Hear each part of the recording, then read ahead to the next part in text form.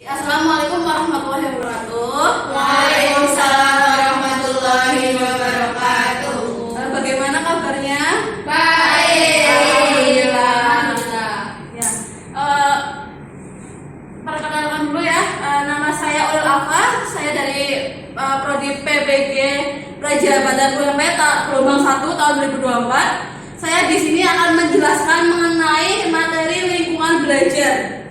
Menurut kalian apa sih itu lingkungan belajar? Ada yang tahu? Iya Mbak Septi, apa itu lingkungan belajar? Lingkungan belajar adalah sesuatu yang berhubungan dengan sekolah, seperti guru dan siswa. Iya, jadi lingkungan belajar itu bisa tempat sekolah, bisa tempat belajar, sekolah, ataupun yang lainnya.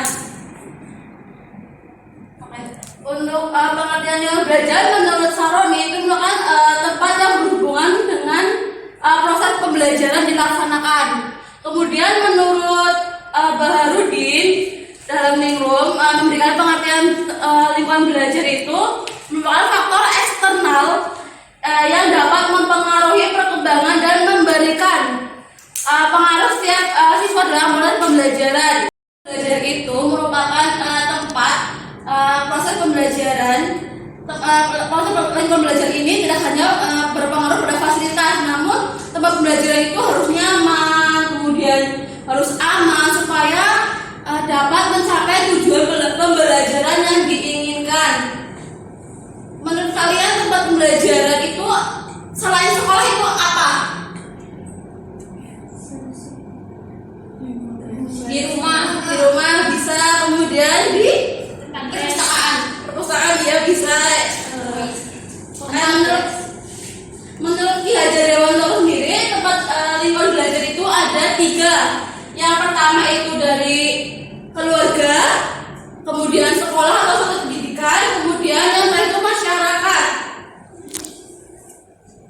Yang pertama itu tempat lingkungan pembelajaran. Yang pertama itu sekolah.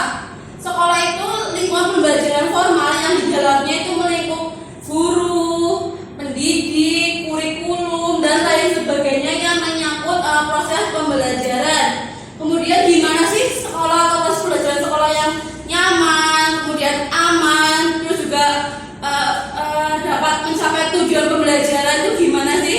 Yang pertama itu ada fasilitas fisik yang melingkupi ruang kelas, kemudian ada sirkulasi udara, ada pencahayaan. Misalkan nih, kalau ruang kelasnya sempit, menurut kalian aman nyaman nggak kalau proses pembelajarannya? Tidak.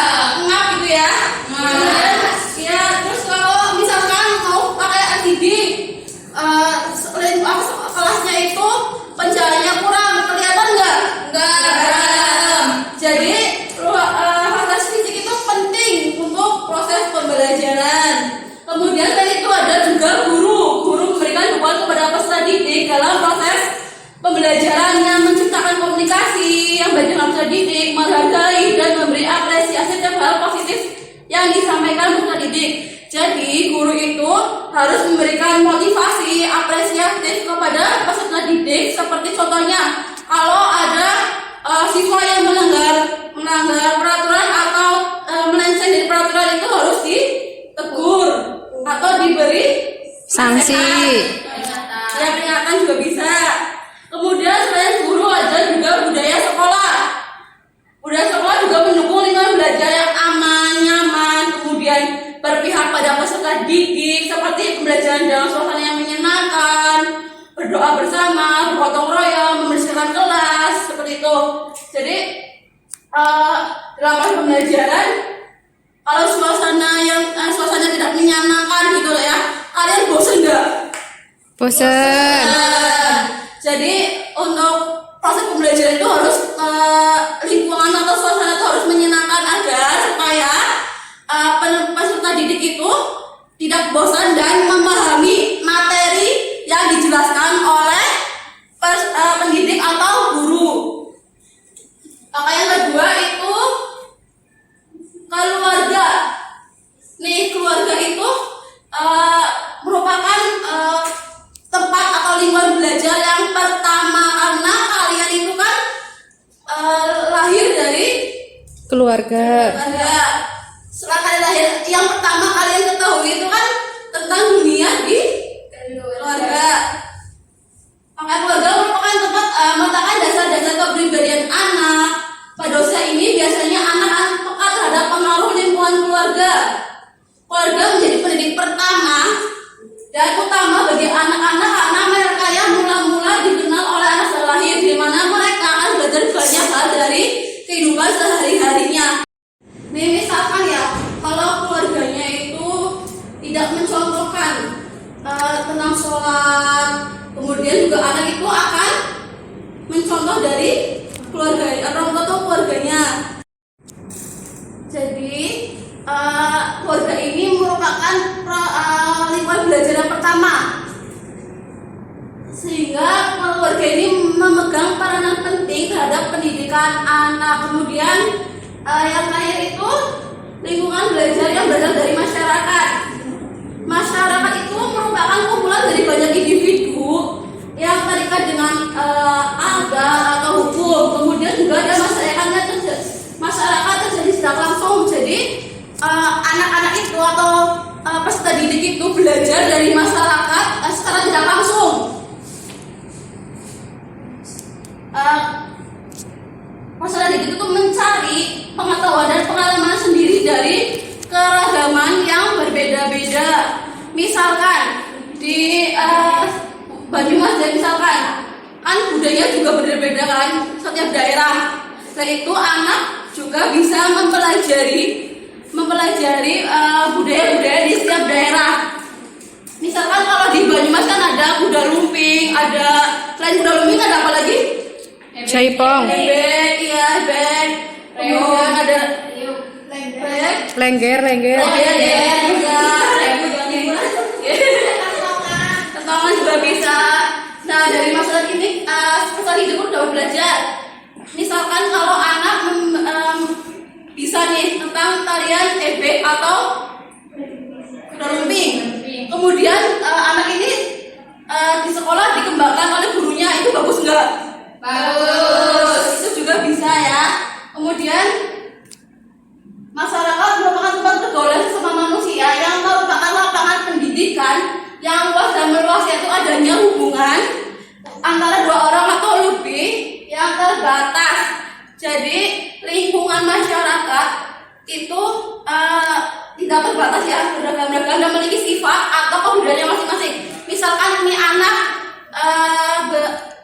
berteman dengan anak-anak yang tidak sekolah, anak-anak yang bergejolak seperti itu ya. Pasti anak-anak ini akan tertular dengan sikap atau sifat dari teman-temannya. Oleh karena itu lingkungan peserta didik itu membawa pengaruh bagi perkembangan pendidikan mereka. Jadi lingkungan masyarakat itu sangat berpengaruh bagi perkembangan peserta didik. Oke.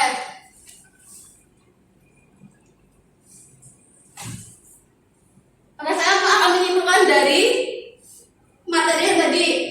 Kesimpulan dari materi tadi itu lingkungan belajar sendiri merupakan tempat belajar yang dapat mempengaruhi perkembangan dan pertumbuhan anak. Kemudian lingkungan belajar itu tidak hanya di sekolah, dapat juga di Masyarakat. seperti keluarga, kemudian Masyarakat. Lingkungan belajar ini menjadi faktor yang penting dalam mencapai kesuksesan belajar karena akan mendukung kegiatan belajar yang menyenangkan, nyaman, dan mencapai tujuan pembelajaran yang ingin Dicapai. Oke, untuk materi yang saya sampaikan sudah tersampaikan semua. Ada pertanyaan? Atau udah paham semua? Oke, Sakti, gimana? Lingkungan belajar yang nyaman di sekolah itu seperti apa? Oke, baik. Lingkungan belajar yang nyaman di sekolah tadi udah saya sampaikan juga, seperti menyediakan fasilitas fisik seperti tadi kelas yang harus pencahayaannya bagus, kemudian nggak sempit, kemudian ada fasilitas seperti LCD mungkin buat mendukung pembelajaran, kemudian ada papan tulis, ada AC juga ya kalau diperlukan biar nggak panas. Kemudian selain itu juga ada guru yang menjadi fasilitator atau memotivasi terutama bagi anak gitu. Cukup sekian ya pesan dari saya. Apabila ada kesalahan mohon maaf. Wassalamualaikum warahmatullahi wabarakatuh. Waalaikumsalam warahmatullahi wabarakatuh.